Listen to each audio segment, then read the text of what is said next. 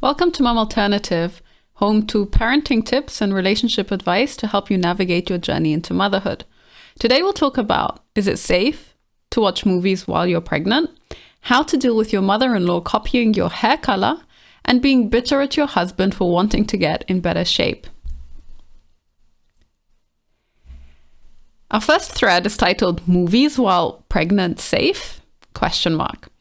I was going to see the new Top Gun movie tonight with my family, and my mum started freaking out about the loud sound and being pregnant. I've never heard this before. Is that a thing? Not safe to go to the movies while pregnant because of the loud noise? I couldn't find much online about it. Now, there are kind of two aspects to this particular thread. The first one is the sheer level of fear and anxiety around pregnancy, doing things while you're pregnant. Basically, everything isn't really safe for your baby. And then there are some people who'll say, hey, you shouldn't walk too much. Other people will say you should walk extra much because both are good for your baby, etc., etc. So we definitely don't really have a great understanding of what the ideal pregnancy looks like. And it's also important to bear in mind that the ideal pregnancy is going to be very different from woman to woman based on her circumstances, based on her physiology, based on her needs, based on how she's handling the pregnancy, based on her baby, and so on and so forth. That's one aspect to it where you kind of read this thread and go, that's a bit nuts, right? Movies, really? That can't be that dangerous.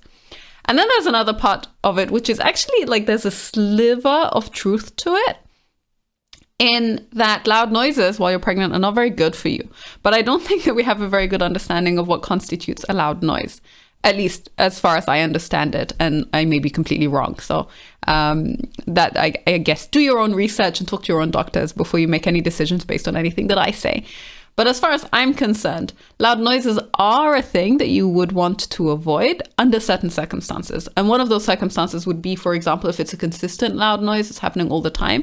For example, if your house is basically a building site and there's drills, you're drilling holes into walls all day long, then eventually there's a point at which your body just does not like being surrounded by loud noise. It gets a bit scary, your stress levels go up, your stress hormones will rise, and so on. And that's not a good situation to be in as a pregnant mother. And so as an example, if you're one of those people who works, for example, in a factory or surrounded by loud machinery, you can hear something like a jackhammer, and a jackhammer is, the noise of a jackhammer really, really gets to you. Then that's not a safe, healthy, ideal environment for a pregnant woman. And that kind of makes sense. And then there's like in between situations where you look at things like maybe concerts, and depending on the type of concert, depending on how close you are to the stage, depending on where you are in relation to the sound boxes, it could be a pretty stressful experience for a fetus and for you, or it could not be. It really depends on how used you are to concerts, how big of a change it is for you, and exactly what type of music is being played there and how loud that is when it's next to you.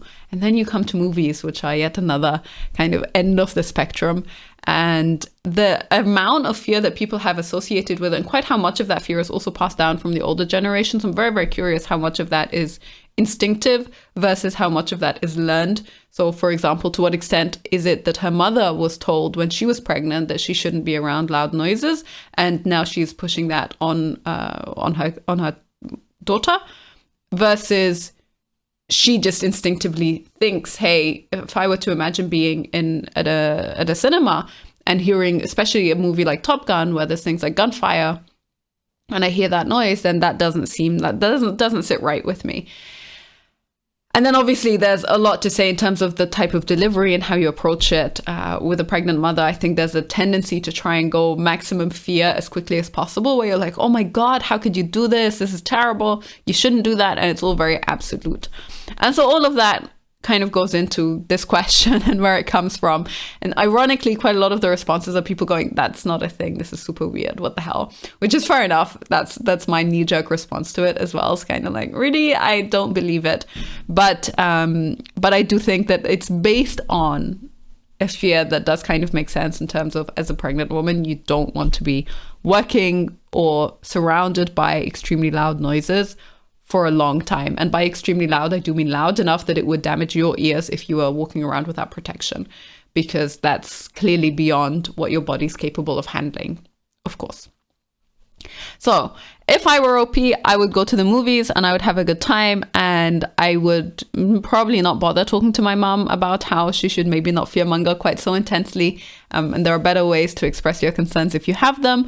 But, you know, if it was a repetitive thing, if it happened over and over and over again, if it happened often enough that I had to say, hey, look, okay, I'm perfectly capable of looking after my own health. I don't need your advice or your tips for that. Then I probably would do it. Until then, I would just roll my eyes and let it go, because it's better to let things go than to choose to die on every hill. Some of the comments, first person says, I'm not sure, but I'm going to see it as well. And the next person says, I don't mean to sound rude or anything, but why on earth would there be anything wrong with loud noises while you're pregnant? Of course you can go to the movies. It's not a thing. I'm going to skip a couple of other people because they all pretty much say the same thing. And then there's this one person who says, I have never heard that it is a safety health issue for baby, but I went to see the new Fantastic Beasts movie when it came out a couple of months ago, and I felt really overwhelmed by the sound during the previews and trailers. I'm sure it didn't actually do the baby any harm, but it just seemed so loud to me that I got really upset and started crying. It didn't feel right, and it made me worry about my baby. I had to leave for a while to calm myself down, but I eventually decided to go back in and finish the movie. The previews are horrifically loud, way louder than the actual movie. I never noticed that before, but Googled it, and apparently that is a thing. I might recommend taking some extra time to get your popcorn, etc., and skipping the previews. I've decided not to go back to the theater until after the baby comes personally, but I don't think you need to be concerned about going as long as you feel comfortable. If you start to feel uncomfortable, you can always go to the restroom and take some deep breaths. I think this is a pretty good thing to keep in mind in general while you're pregnant. Basically, use your own experience and make your own mind up. And you can tell if you're uncomfortable with a particular scenario and why you might be uncomfortable with a particular scenario. If you're just sitting there and you can really tell that there's a response in your body that is ringing some bells where you're like, okay, this feels like a little bit of a red flag, then you can always take a step back and go, okay, you know what, I'm not cool with that. And honestly, I think that that's a much more reliable measure than the vast majority of advice that you'll get, not only from parents or from colleagues or from every other parent that's in your vicinity, but also from your doctor sometimes, because sometimes I will give you really banal advice that's there for everyone, that's in theory meant to be applicable for everyone, but that doesn't take into consideration your own individual circumstances, and that's quite dodgy. So in general, think for your own self, make your own decisions. I find this a little bit of an amusing comment. Older generations have such wild notions. I've heard some crazy things while pregnant, but I went to the movies and was fine. Baby seemed to sleep the whole time. My only problem was getting comfortable for a 2-hour movie being pregnant.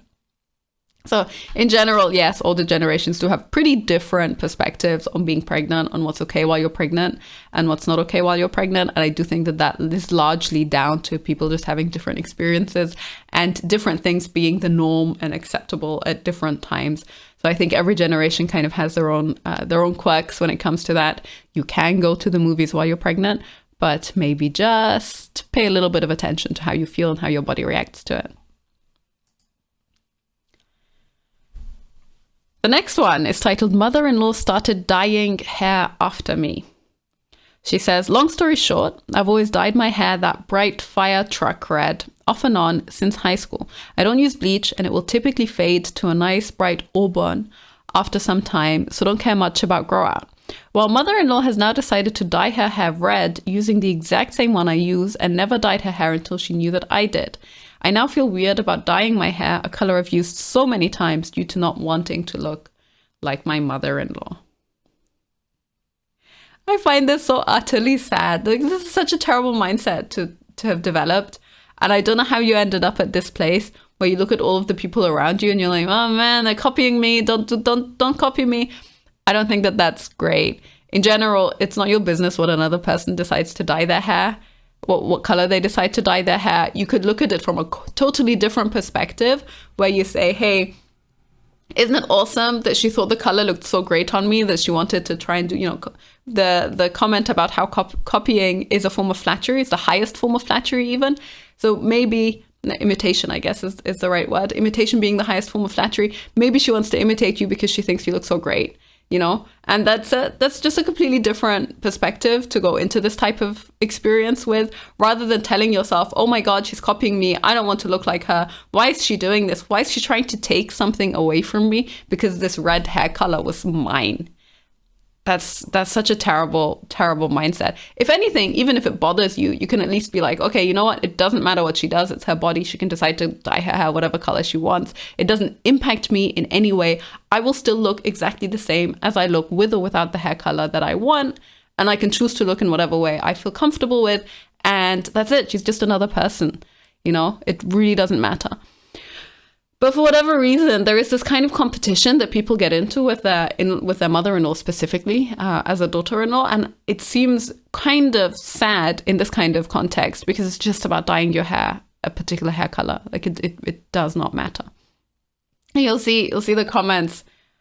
So, you know, let's start with the first one and see how it goes. The first one says, that's the whole reason she's doing it. Don't let it get to you. She's jealous of how good it looks on you. She wants to steal it. Good luck, lady.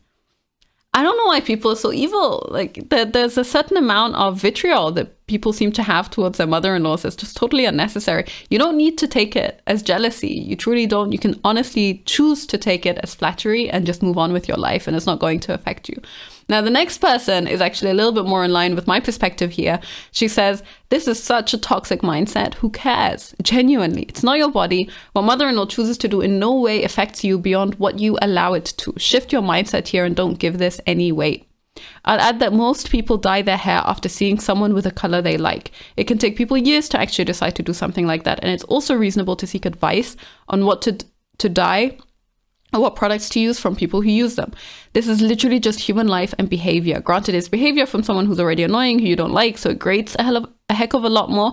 Don't make it something else or become toxic in response to a toxic person. Dye your hair whatever you want. Live your life. Mother-in-law only affects that as much as you allow, and you're giving her way too much space here.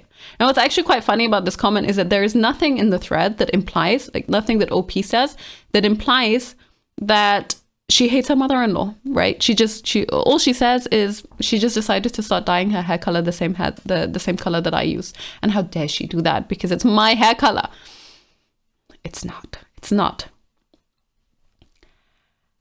I'll skip a couple of comments here. This one says, I feel you on this one because my own mother started copying me with my hair. I used to straighten it every day and then finally decided to let my natural curl flourish. And my mom started doing the same shortly after and has never straightened her own hair since. Just try and take it as a compliment if you can. After all, imitation is the highest form of flattery, right? But it is annoying for sure. Now, this is also another comment that kind of is just a little bit irritating. Maybe your mother spent her whole life thinking, hey, curly hair is really ugly. And then she saw it on you and she was like, you know what? Actually, curly hair is kind of cool. Maybe my hair is getting damaged from straightening it all the time. I don't need to do that. And then she just decided to own it. And that's awesome. It's awesome that you had such a positive influence on your mother that when she saw you, she was like, this is great. I want to change my appearance to suit that. I feel a bit more comfortable in my own skin, right? You can take this kind of event in completely different ways, just based on the mindset that you attach to your head when you see it and how you want to respond to it. And deciding repeatedly to respond in this way with anger or with frustration or with jealousy or with envy or with resentment just brings you down and then brings all the people around you down as well, because they can see that that's the kind of person you are. One person says, start wearing a hideous wig and say it's your new haircut. See if she gets the same. And that just shows you how childish and petty people are. This is already a childish and petty topic to even discuss. But the lesson is just do your own thing and don't pay so much attention to what the people around you are doing. And if you do want to pay attention to what the people around you are doing, try to at least not take it in the worst possible way that you can take something. And the next one is actually on a very, very similar thread.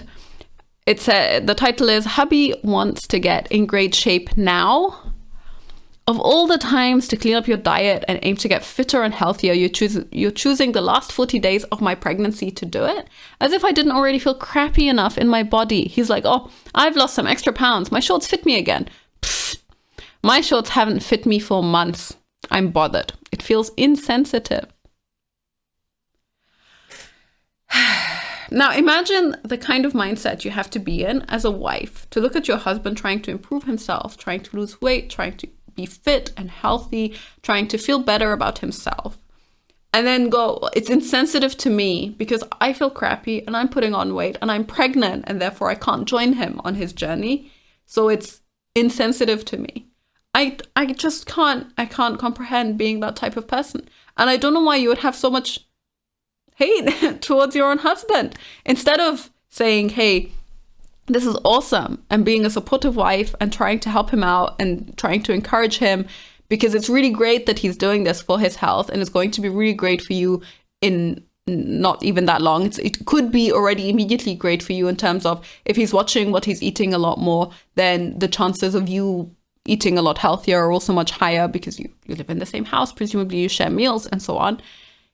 It can have such a positive influence on you. Him being in better shape physically will mean that he's in better shape mentally, which will mean that he's more able to do things around the house, happier to spend time with you, just a more cheerful, more joyful person in general, the kind of person you want to spend a lot more time with because he's not miserable and depressed and doesn't hate his life because of his diet or because of his lack of exercise or because of his lack of movement in general. That's one way that you could respond to this situation, where you're just encouraging and you're happy and you try to make the most of it. And then the other way to respond is, oh, this just makes me feel worse about myself. Seeing other people, even my husband, improve themselves means that I am a worse human being. And that's just, don't do this to yourself. I don't know why you would do this to yourself. Yes, when you're pregnant, especially during the end of your pregnancy, you will put on weight.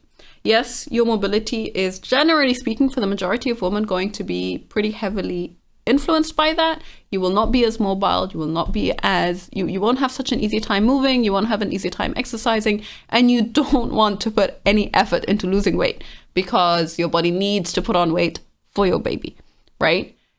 That's okay. You can accept being pregnant. You can accept that it's a phase of your life. You can enjoy that feeling of your body growing another human being. You can put yourself in that mindset where you tell yourself, okay, you know what? These are 9 months of my life and that's it. It's a very, very short period of time. I can do whatever I want with my body afterwards. For this period of time, I'm just going to focus all my energy on having the best possible pregnancy. And that's all there is to it. And it does not matter what your husband does outside of that, has no bearing on how you feel about your body. I think honestly what often happens to most people is that they have this internal sense of insecurity, and then anything that other people do around them makes that, like, it's as if a spotlight is suddenly shined on that sense of insecurity. And it's all in your head, it's all coming from you, you're causing it. So, OP, be happy for your husband. You don't need to be sad. You don't need to be frustrated. You don't need to be bothered by it. It is absolutely not insensitive that he is deciding to look after his health and his body. And you can be a good wife to him during this time as well. To read some of the comments, the first person says, I hear you. During my second trimester, my fiance wanted to get in shape while I was still adjusting to my body changes and taking it pretty hard. I hated hearing that he was gaining weight and how he's going to diet, workout, blah, blah. Like, I'm gaining weight and I can't do anything about it. It made me so mad. I've learned to tone it down since then. I'm still his best friend and want to support him in his weight loss journey, but I have told him to not say certain things so often because of how it makes me feel. That's so sad. It's just a reflection that pregnant women often lack self-confidence. And maybe while you're pregnant, that's the thing that you should be focusing on. How can you build some amount of self-confidence in yourself, in your body, in what you're doing at this time, and the changes that are happening in your body at this time? And I understand it's difficult because it's a pretty rapid change that happens really fast, very unexpectedly. If it's your first pregnancy, you have no idea what it's going to feel like or how it's going to look. And definitely looking down at yourself or looking at yourself in the mirror, you'll often have this feeling of like, I don't even recognize this person here because I've never looked like this ever before.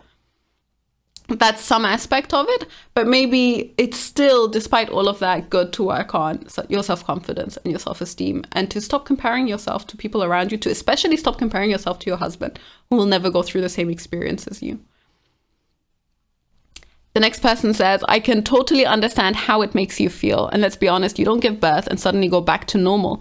So the sensitivity and frustration will continue. I would maybe also think about the implications. Maybe he realized the magnitude and commitment of caring for his child and wants to be fit and healthy for the future.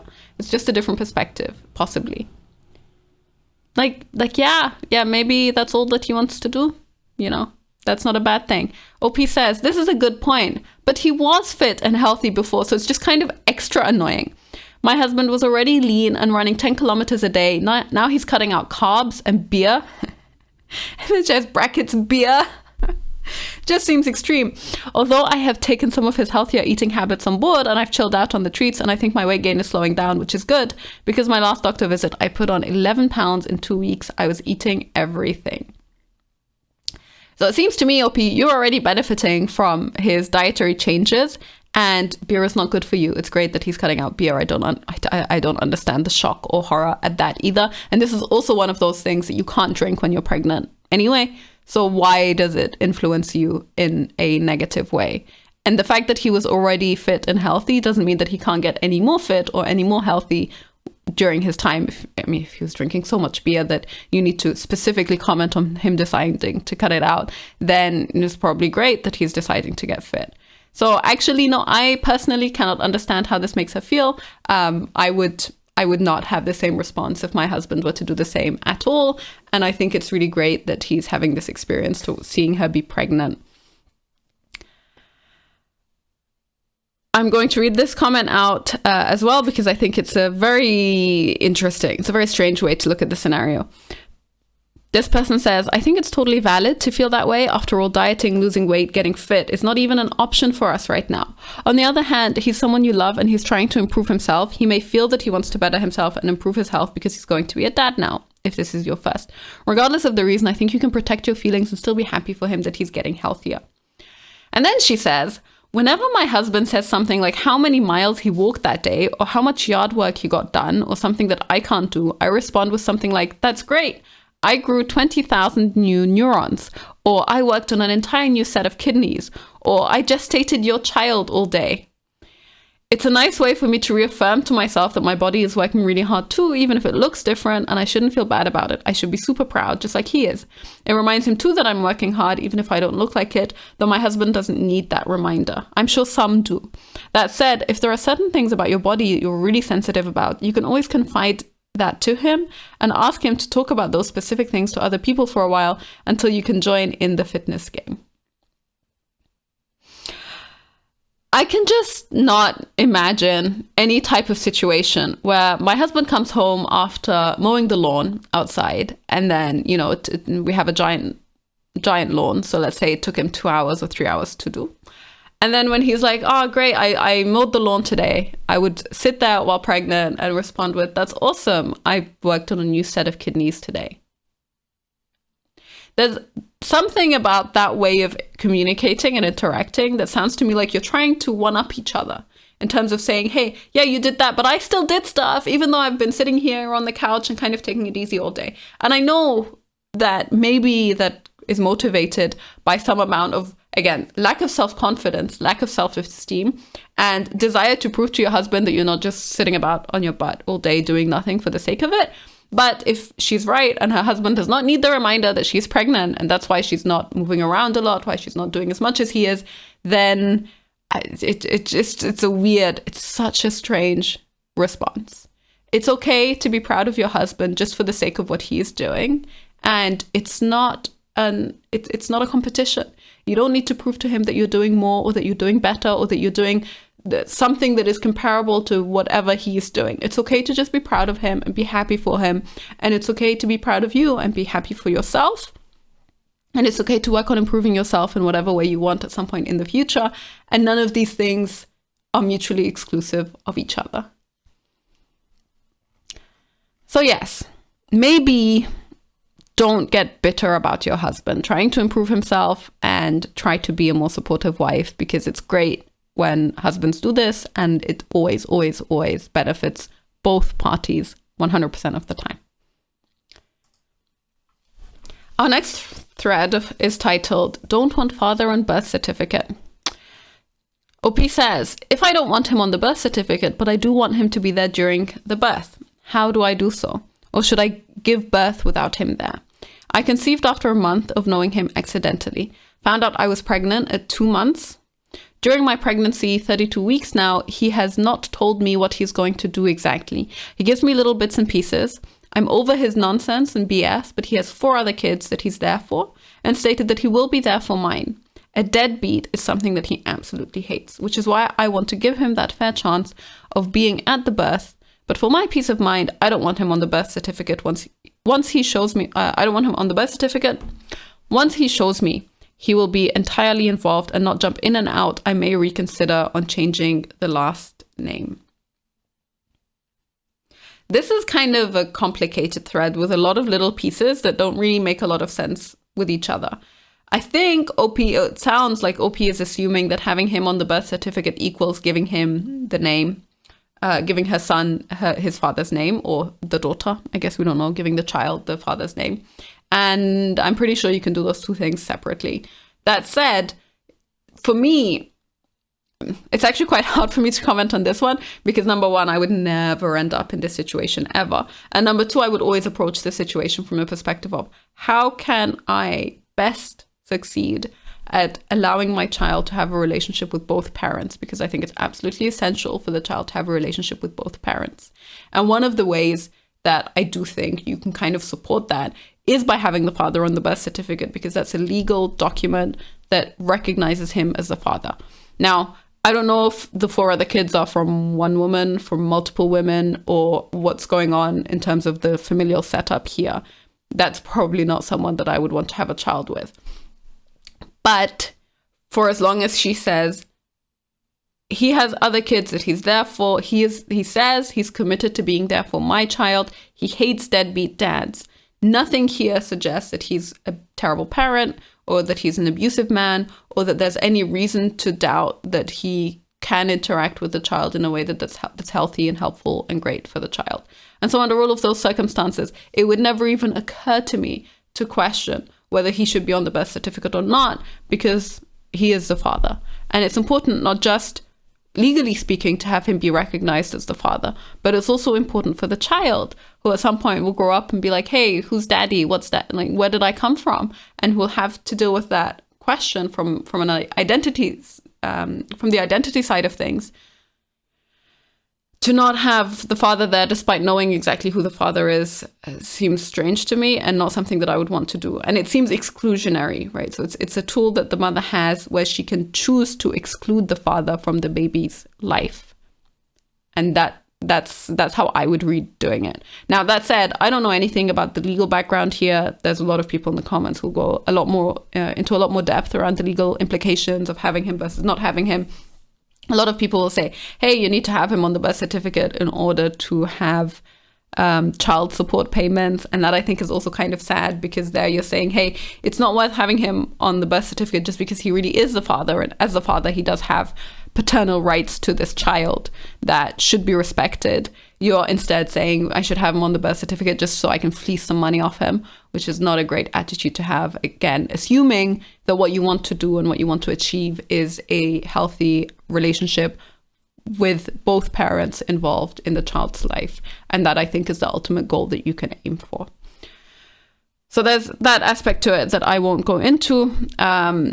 There is one part to this that I kind of want to say as well, which is such a perfect example of these types of situations that you really don't want to end up in as a mother or as a woman. Life is so much simpler and so much easier when you have kids in the context of a stable, committed, long-term relationship.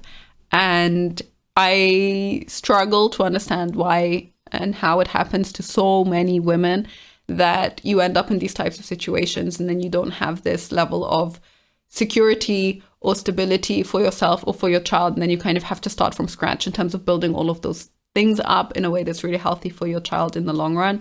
That seems like a shame, and probably something that I would take from every single one of these types of stories, that it's a good reminder to try to avoid it if you absolutely can.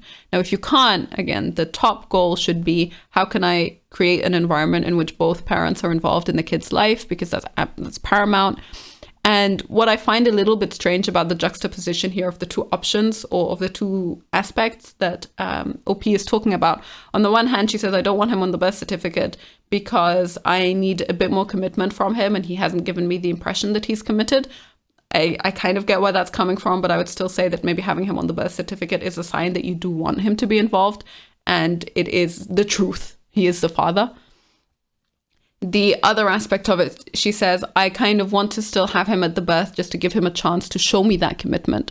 I would argue that having him on the birth certificate is something that's more relevant for him and for the child, because those are the other people involved in that legal document as well. Whereas having him present at the birth is more something that's for the mother, and therefore the fact that these two things are mentioned at the same time as if they are somehow connected to each other is a little bit strange to me. I understand that some people will say, hey, if he's present at the birth, then he's going to develop a deeper connection with the baby. I don't think that that's the case with the majority of dads, to be honest. Not that I'm advocating for dads to not be present at births, but if I were comfortable enough with a man that I was happy for him to be present at the birth of his child, then it would, again, just never occur to me to remove him from the birth certificate or to not include him in the birth certificate if I had the choice. So that's how I feel about this one. I think it's a really unfortunate situation. I think it kind of sucks for the kid. Always, pretty much, the kids are always the ones that lose out the most. But I hope for OP and for the child and for the dad here that they do manage to figure things out, and that he really is a good parent and that he remains involved in his child's life. I'll give you a couple of the comments here just for some context. This person says, it doesn't matter whether you want him on the certificate or not, or whether he is there or not. If he wants to be on it, he can take it to court. And once they do a paternity test, they will put him on it. And then they get into a little bit of a debate about whether he's added to the birth certificate or not. But generally speaking, if you legally establish paternal rights to the child, then you still have paternal rights to the child. One person says, don't do this to your child because of your own petty disagreements. You have no obligation to give your child their father's last name. It's not going to give him automatic custodial rights, and ultimately will change nothing that he cannot achieve through a court-ordered DNA test. This is a person who works for Social Security, and then she says there are problems for kids when they have to jump through hoops to establish paternity at a later stage in life, and that's unfortunate as well. Honestly, I think it's kind of lying on a legal document. That's how I feel about it. But maybe I don't understand what birth certificates are used for these days. As far as I'm concerned, both parents should be on the birth certificate for as long as they are the biological parents of the child, and you know that they are the biological parents of the child, then that's how that should work. One person says, they go into a lot of depth about how she doesn't really plan. A lot of people here don't really plan on having the father involved in the kid's life, and that's why they do it. And I understand that. You'll see here there's this one statement where this person says, birth certificate is important for the sake of your child, and it also lets you collect child support from him. It just makes me sad when people break down families to these, on this kind of level. I think that relationships are so much more meaningful and so much more powerful, and the relationship that you have with your children should be something sacred and should be treated with a little bit more seriousness. And instead, what happens is that people have this kind of levity with it. They try to reduce it to this material exchange of money and goods. And that's not healthy, and that's not good for anyone. And the birth certificate is kind of an extension of that, because it's just a piece of paper, and who cares about this piece of paper? All of these rituals that we have in place have a meaning. The birth certificate is a way, yes, it's just a legal document, but it's also a way to recognize both parents, and parental rights on both sides, both from the mother's side and from the father's side, are things that exist, and he does have right to that child because it is his child, and it doesn't, one person cannot make a child. So it just seems to me a little bit sad and a little bit unfortunate, and there is a lot of losers and not very many winners when you end up in this type of scenario, and you have to consider this kind of question. Our next thread is also kind of sad, titled Baby Daddy is Always Depressed. OP says, I'm 28, he's 25. He moved to Vegas from Northern Carolina to be with me, and he has a lot of resentment about leaving home and says there's nothing that makes him happy here. We have a 1-year-old daughter, and I'm 32 weeks pregnant now. Every time I think things are getting better, he always falls into the cycle of being too depressed to do anything. He says he can't make me happy until he's happy, which I get, but he does nothing for me at all. We've never ever had a date night. He won't even go with me to get fast food or snacks. He constantly complains that there's nothing for him to do outside of working, but when his friends come to town or family wants to see him, he won't go or have them visit. He won't take us to the park or do anything that sounds fun to me. I'm not sure what else to do. I really love him and I don't want a broken family. I feel like I've put up with a lot to give up now, but especially being pregnant, I feel like he's just another kid to take care of.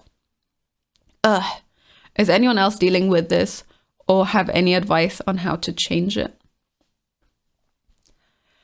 There's quite a lot to unpack here. The biggest thing for me that really stands out is this understanding of depression, which I don't think OP has a very good handle on, in terms of to what extent is he actually clinically depressed, and to what extent is he receiving treatment, or are they trying to solve the problems for why he is depressed, or are they trying to understand where the depression comes from so that he can get better? And as far as I can tell, that's not even one of the questions here. He says he can't make me happy until he's happy.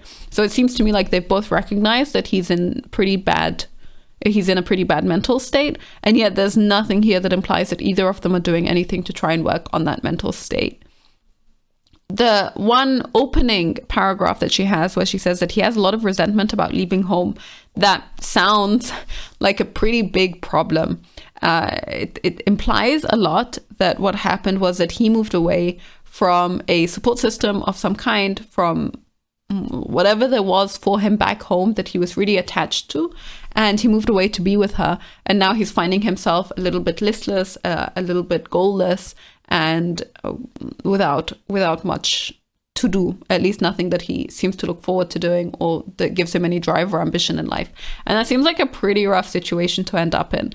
I think in general, of course, he has to own his decision in terms of he's the one who decided to move, and if it affects him quite so heavily, as is implied here, then that's his problem. Like, he should not have made that decision, and then now he's resentful about it. That's not fair.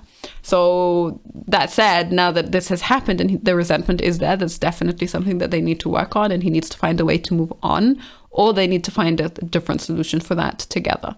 So that's one aspect to it. And then the other aspect that seems to be kind of unfortunate is that she has a lot of, I want to say, unmet needs / desires, but I'm not even sure that that's the right way to frame it.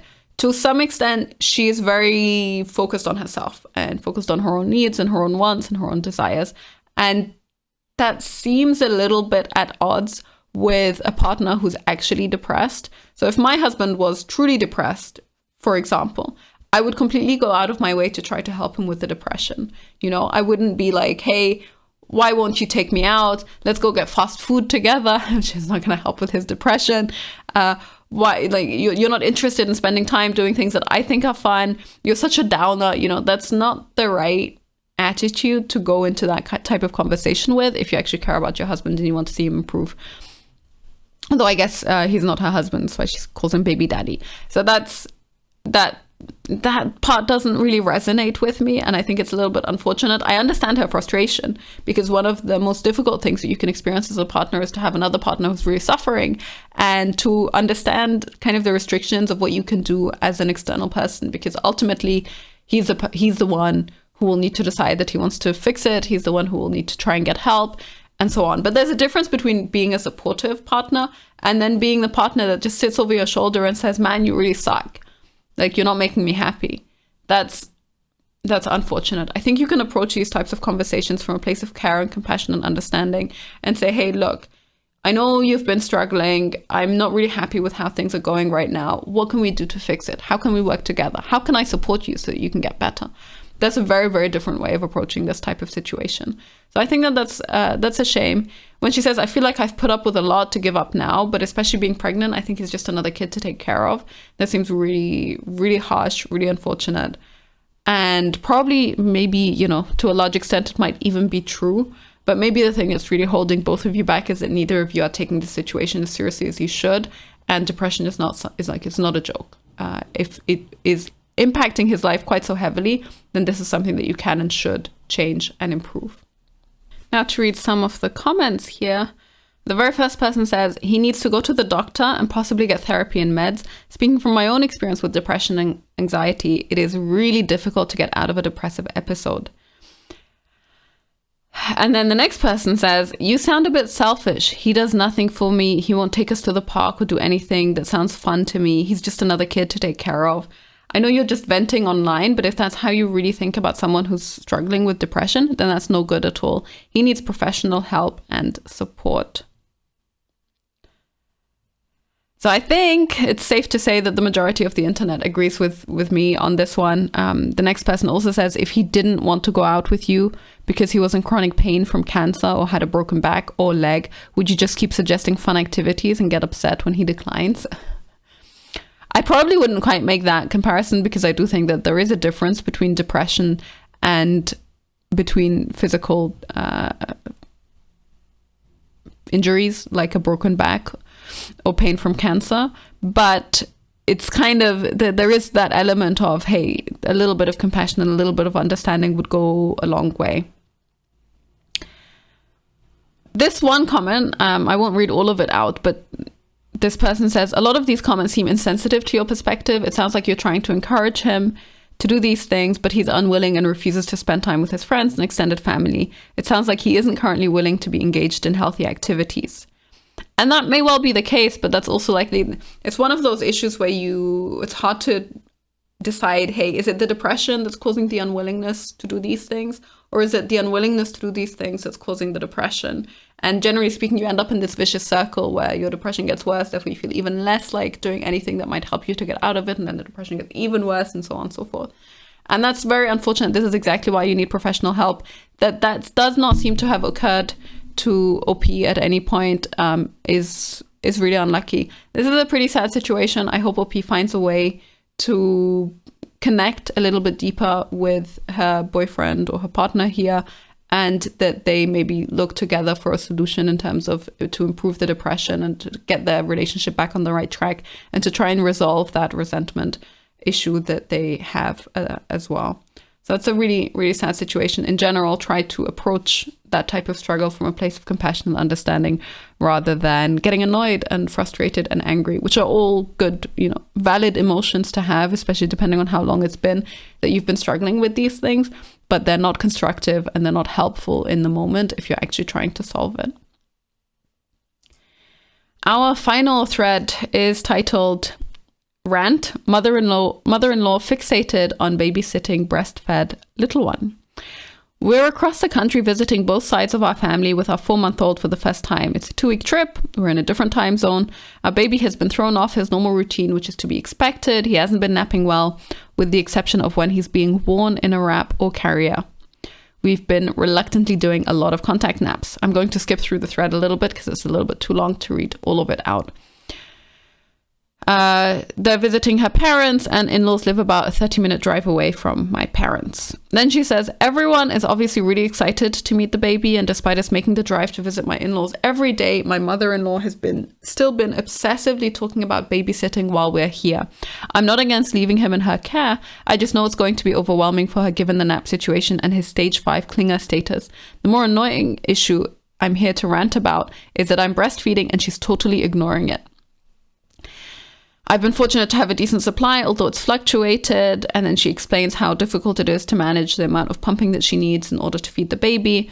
She says, breastfeeding mamas know a lot of work goes into all the logistics, and I can't just pump out an entire day's worth of bottles on command to send with our little one so grandma can have fun time. Today, she brought it up to me at least 5 times when I was alone with her, trying to get me to commit to days this week when she can have our baby, and I finally snapped and said we would have to figure it out because it's difficult with breastfeeding. I think she called my husband and told him, because now he's fixated on making babysitting happen for her. I appreciate that everyone is trying to give me a break for a day, but when you're a breastfeeding mom, there are no real breaks. Even if I could magically produce enough milk to leave my baby with someone else for hours, I'd still have to pump all day while he's away from me. She says, not really looking for solutions because I think we're going to find a compromise and go out to eat close to her house or something so she can watch little one for a short time. We only need to leave 1 bottle with her, and his sleep schedule isn't totally wrecked. Hopefully that appeases her. And yes, I know this is a husband problem.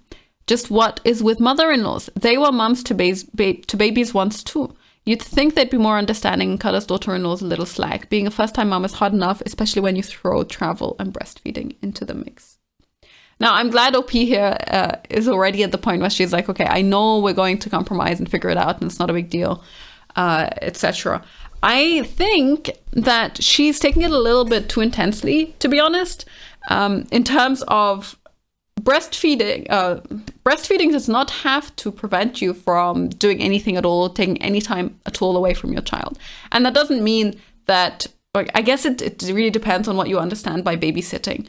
So when she says babysitting, I guess what I imagine and what I think she means is that, you know, they'd go to the mother-in-law's house, drop the baby off there, go off into the distance, find something to occupy themselves for 4 hours, 5 hours, even a whole day, and then come back and pick the baby up again. And that seems pretty intense. Like, I understand why that is a little bit weird, and why if you're breastfeeding, you'd be like, nah, you know what, that's not going to happen, and I don't want to do that.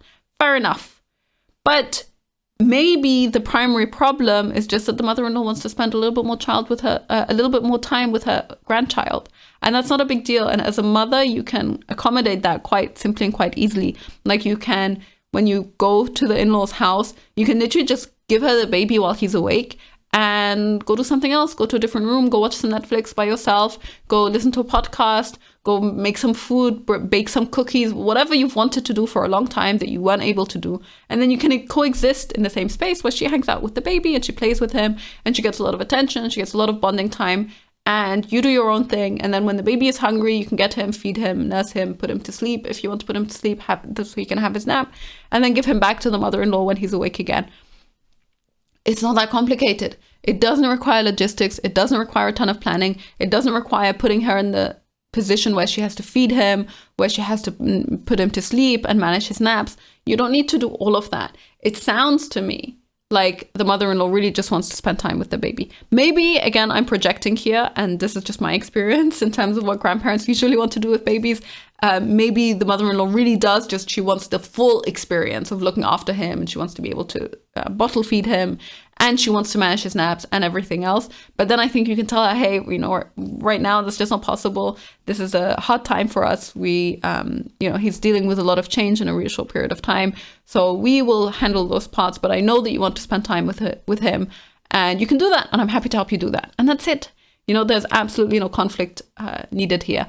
I don't think that there is a husband problem here at all. I think if your husband, like, if she talks to your husband about it and your husband is like, yeah, cool, fair enough, you can spend a couple of hours with him, then probably your husband has absolutely no problems with it. And if he doesn't understand your breastfeeding situation well enough that he thinks, oh, okay, no, she's really struggling and you know, it's really hard for us to manage right now, then that's probably a communication problem between both of you. Like, maybe you should both be on the same page with regards to that.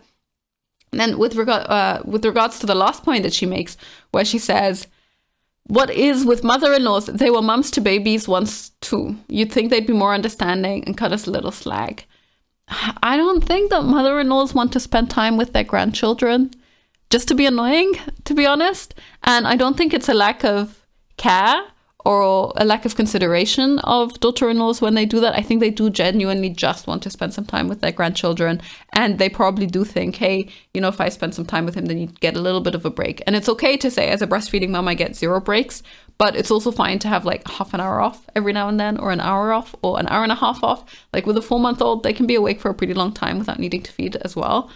That it's okay. It's really not a big deal. I find it a little bit sad that people get so fixated, not only like people get fixated on the schedule, people get fixated on the way that they're interacting with their child, and then people have a really hard time being reasonable in terms of what you can expect from grandparents or what you cannot expect from grandparents, and just managing that interaction with the grandparents to say, hey, we're not comfortable with you managing naps because he's really struggling right now and he needs to be close to us, and that's okay, and we just want to support him and help him out while we're doing a lot of traveling.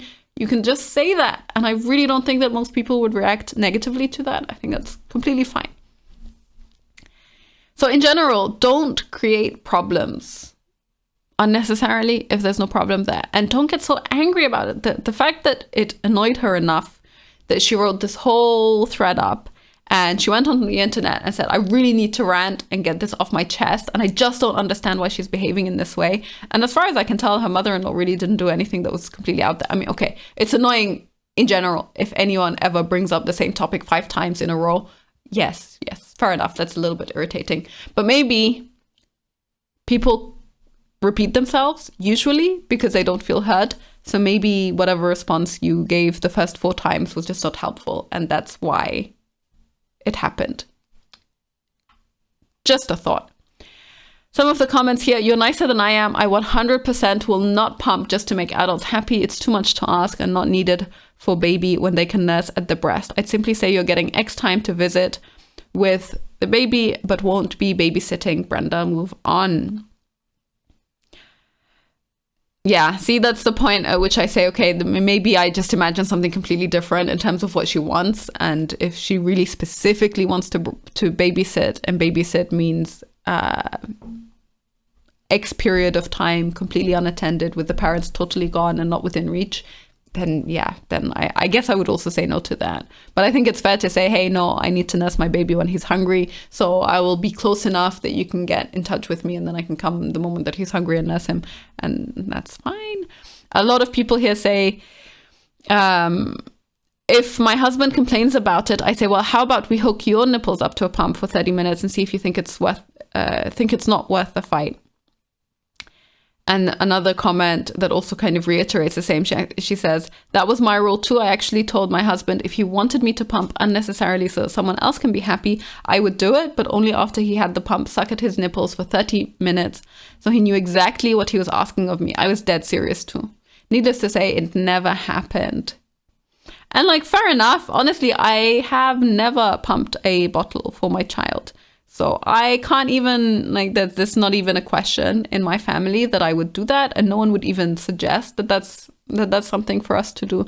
I think it's pretty much understood amongst everyone that how we feed our baby when it comes to breastfeeding, bottle feeding, etc. is completely our business, and no one else has even attempted to comment. So maybe the part here that's really lacking from my side is the empathy and understanding for mothers who do disagree with their in-laws about this type of thing, and that's kind of why I don't quite get the conflict to the extent that it happens for most people. My husband would also not ask me to pump unless he thought that it was important for me for some reason, like it was better for my mental health to do it, then he wouldn't suggest it. And if I said no, he'd also drop it quite quickly. So yeah, that's all I have to say about that one. I think that in general, maybe a little bit more space, a little bit more boundaries, a little bit more direct communication, and a little bit more willingness to give your baby up for some period of time, even if it's really short periods of time. Like the compromise that I would have suggested would have been to give the baby, let her play with him, put them in whatever setting they're comfortable with. If it's outside, then they can go outside and so on. And I would just be somewhere that's within the vicinity, that's close by enough that if he gets hungry, I can come and help him out, or if he gets sleepy, then I can come and take him, and so on. And that's a pretty easy way to deal with most scenarios. You try to look for the thing that the in-laws, in this case, that the mother-in-law wants in terms of time spent with her grandchild, and then try to accommodate that without compromising on the things that you care about and that are important for you. That's all we've got for today. See you next time.